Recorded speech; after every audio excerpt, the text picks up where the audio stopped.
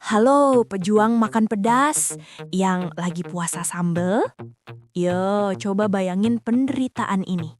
Lo lagi lapar banget. Di depan mata ada nasi padang, kuah gulai anget, sambal ijo yang menggoda. Lo suap 1 sendok gede dan tiba-tiba nyes.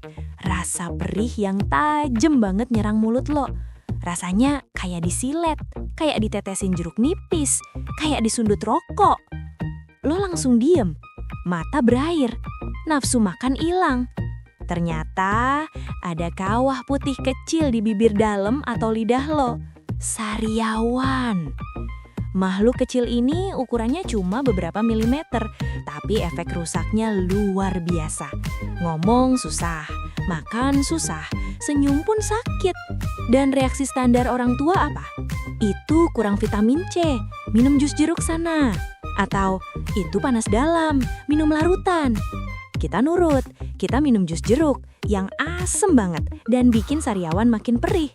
Tapi besoknya sariawannya masih ada, malah makin lebar. Kenapa? Apa sebenarnya sariawan itu? Kenapa dia muncul tiba-tiba tanpa permisi?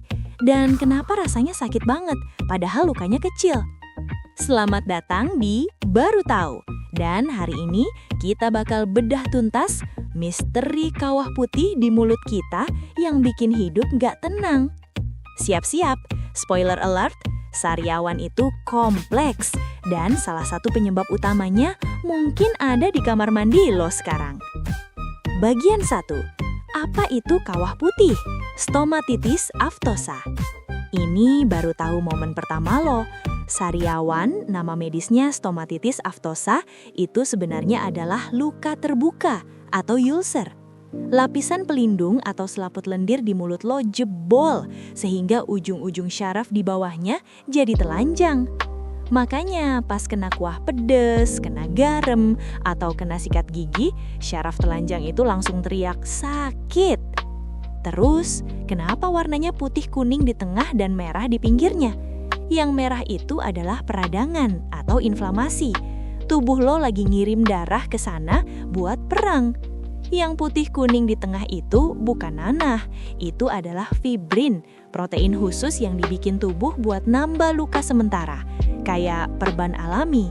Jadi, warna putih itu tanda tubuh lo lagi berusaha nyembuhin diri. Bagian 2. Tersangka utama, bukan cuma vitamin C. Oke, sekarang kenapa dia muncul? Mitos kurang vitamin C itu sebenarnya cuma salah satu faktor kecil, bukan penyebab tunggal. Penyebab sariawan itu misterius dan banyak banget, multifaktorial. Tersangka nomor 1, trauma fisik, si gigi nakal. Ini yang paling sering. Lo lagi asik makan, ngunyah cepet-cepet, terus hap, kegigit.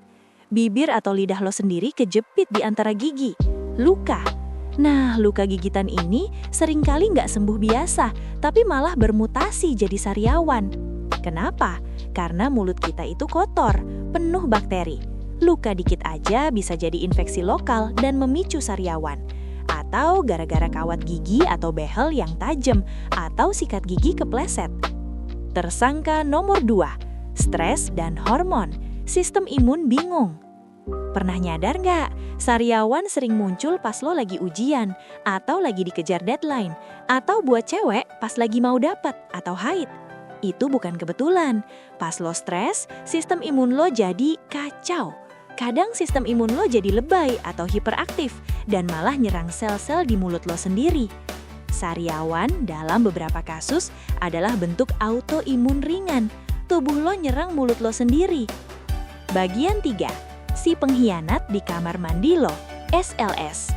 Ini baru tahu momen kedua lo, dan ini yang paling jarang orang tahu. Coba cek pasta gigi atau odol lo sekarang. Lihat komposisinya.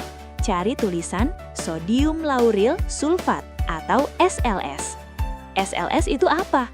Itu adalah deterjen, pembuat busa, bahan yang sama yang dipakai di sabun cuci piring atau shampoo. Fungsinya emang buat ngebersihin, tapi buat beberapa orang yang sensitif, SLS itu terlalu keras. SLS bisa mengikis lapisan lendir pelindung atau musin di dalam mulut lo. Dia bikin mulut lo jadi kering dan telanjang.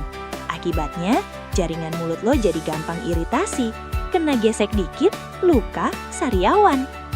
Banyak studi bilang, orang yang sering sariawan kambuhan atau nggak sembuh-sembuh, pas ganti ke pasta gigi non-SLS, sariawannya berkurang drastis. Jadi, bisa jadi odol lo sendiri yang bikin lo sakit. Bagian 4. Defisiensi nutrisi, bukan cuma C. Vitamin C emang ngaruh buat kolagen, tapi kekurangan zat besi, vitamin B12 dan asam folat justru lebih sering jadi biang kerok sariawan yang nggak sembuh-sembuh. Jadi kalau lo sariawan terus, mungkin lo kurang makan daging atau sayur ijo, bukan kurang jer. Kesimpulannya, sariawan itu pemberontakan kecil di mulut lo. Bisa karena lo kegigit atau trauma, lo lagi stres atau imun, atau karena odol lo terlalu keras atau SLS. Dia kecil, tapi dia ngajarin kita buat lebih hati-hati pas ngunyah dan lebih teliti milih sabun gigi. Gimana? Lo baru tahu kan?